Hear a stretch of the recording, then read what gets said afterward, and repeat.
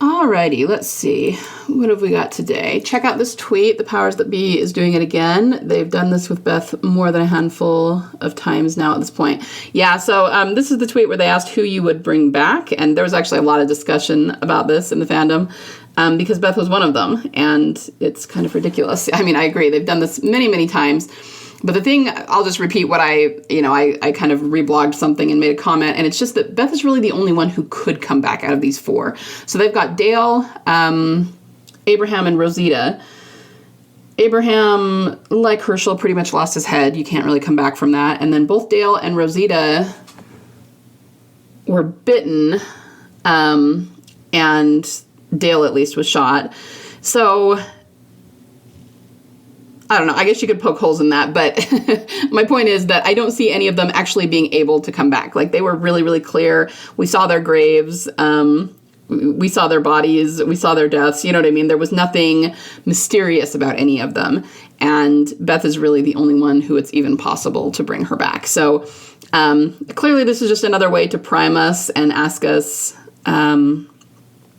suggest that maybe they're going to bring someone back, and they've got her among the candidates. So yeah, absolutely.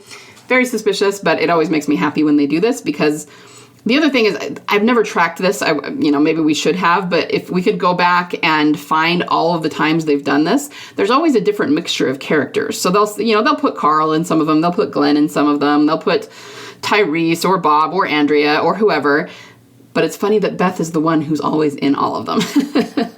And I mean, I'm sure there are some they've done that she's not in, where they're just bringing back other characters, supposedly. But I would venture to guess that she shows up in these more than any other character does, over and over and over again. And there is a reason for that. Okay, this is an official account. This is not a fan account.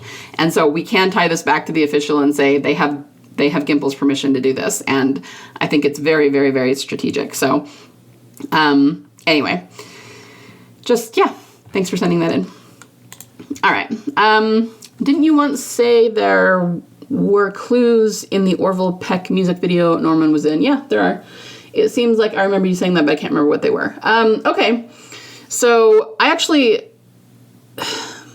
let me just say this. This music video, it's one that came out in 2022, which would have been after Find Me, but before Leah came back and Daryl ends up shooting her.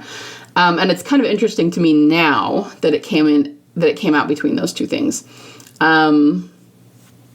So the first time I watched this video, Orville Peck is the singer, and it's called The Curse of the Blackened Eye.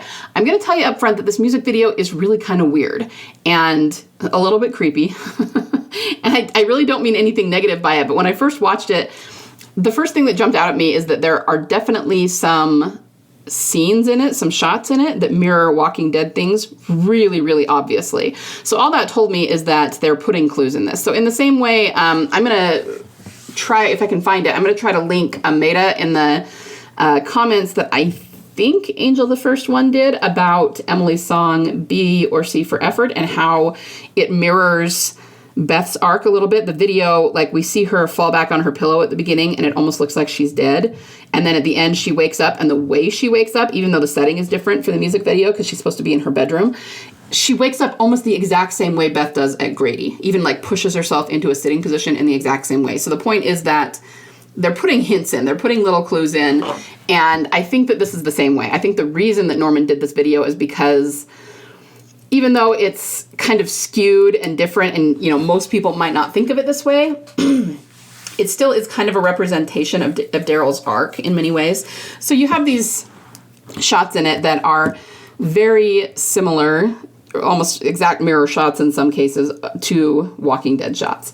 Specifically to Consumed, but also to other things. I'll show you what they are. Anyway, so what I got to tell you is that the song, this obviously the singer is supposed to be like the quote-unquote main character in the story, and he's singing about a relationship, a past relationship that haunts him. And it's not really clear listening to the song whether it was just a breakup or something else, but this relationship really, really haunts him. And Norman is basically playing this guy's boyfriend. So, but he's not there.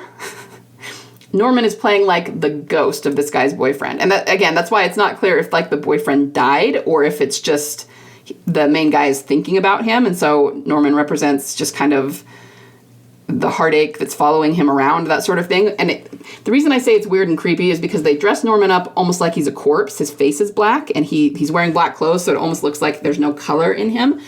And he literally just stalks this guy around and follows him, and he doesn't smile. And I'm like, okay, this comes across as really, really creepy, okay? So the first time I watched it, that kind of turned me off to it, and I was going, okay, I don't even know what they're trying to say with these Walking Dead clues, but this is really weird, you know? So you'll have to watch it and see what you think. But especially after reading that meta about Emily's video, I kind of realized that even though I couldn't put my finger on it right away, I think the same thing is going on here with this particular music video, even though it's different because it's two men and because obviously the setting and the characters and it's a music video. I mean, you wouldn't necessarily equate it with Walking Dead right away, but it's still a representation of someone who seems to have lost their soulmate, and that's why they can't get over it. There's a lot of death imagery in the music video, so it makes me think that even though it's not said outright in the song, it's implied that maybe this person died, and so it's not just a breakup. He can't get over it because this person was ripped away from him. And then why would they put the Walking Dead scenes in there? Maybe as a hint that something like this is going on in The Walking Dead with Daryl, which obviously would be Beth. And anyway, so let's just go over the scenes real fast. The first is this very first scene, this waitress in the diner. She's wearing the exact same waitress outfit that Emily wore in Bulletproof Picasso. And Bulletproof Picasso had a lot of hints in it too. Remember, it had the PPP wall and all kinds of different things. But we can actually link this directly back to the Walking Dead universe too, not just to Emily's music video, because in Fear the Walking Dead, John Dory Sr., he had been a detective, for anybody who didn't watch the show, and there was a victim that he knew had been murdered and it was never found. So they did a whole episode about that, and she was wearing the same outfit. So I'm just saying that they've used it directly in the Walking Dead universe. We've seen it on Emily in a music video that had other teen delusional clues in it, and then we see it in this video that Norman did. So that's the first one. The second one is this, which they actually use as the cover photo on YouTube. Tell me that is not the exact same pose that Daryl and Carol were in Consumed when they laid down next to each other on the pillows. Okay, exact same thing. And then this one is number 3. This actually looks a lot like Consumed as well. This person in the background, I don't know if that's supposed to be Norman's character, like kind of pounding on the door, but it looks like a walker, right? It specifically reminds me of the parent and child walkers that Daryl and Carol found in Consumed, and he didn't want her to kill them, but then he killed them and burned them for her. That's what it reminds me of. And Consumed was an episode, again, that was very much on their way to finding Beth. So it's very interesting. I think these clues are put there on purpose. During the most climactic part of the song, there's also a line that's very, very pretty. I will say that I do like the song a lot. The singer has a gorgeous voice. But he says, acting out the opus of your last eternal ache. I actually thought it said flame for a while, but I looked it up before I answered this, and actually it says ache. But opus is a word it's a song word, right? So it's a song, and they're using song imagery in the lyrics, so it's a song about a song, kind of. Anyway, and that just really jumped out at me too, as we know that Beth is the songbird, and there's the music box, and anyway, you could look at a few other smaller things, like they're both wearing cowboy hats the whole way through this video. They don't really particularly look like Rick's hat or anything, but they are there. And I was kind of thinking about the placement of it with Leah, because at the end of it, he almost seems to finally move on. Like he starts talking to another guy, which is, I suppose, supposed to be another love interest. And then when he turns around, Norman's gone. So it's like it's not haunting him anymore. And so I wondered almost if they had put this in, like this would come out prior to Leah in order to show that he was going to have a relationship with someone else, but it didn't. It came out, like I said, after Find Me, but before she died. So I don't know, maybe I can't really read into the timing there too much, but I just still think it's interesting, and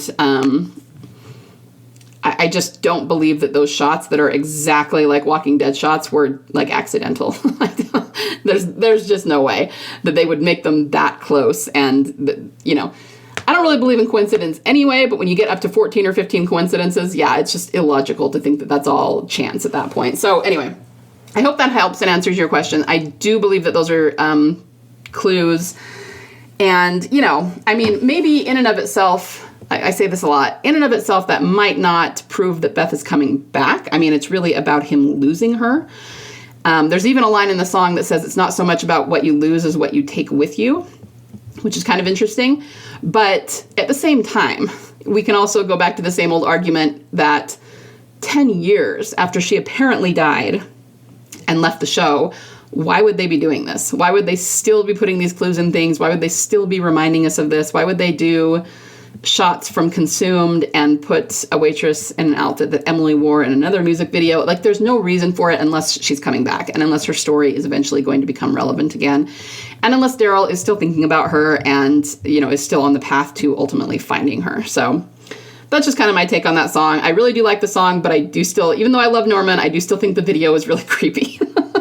But you can watch it and tell me what you think of it yourself. All right, I actually think I'm going to cut it off there today, even though I'm running a little bit short, because that is all of the asks that I have.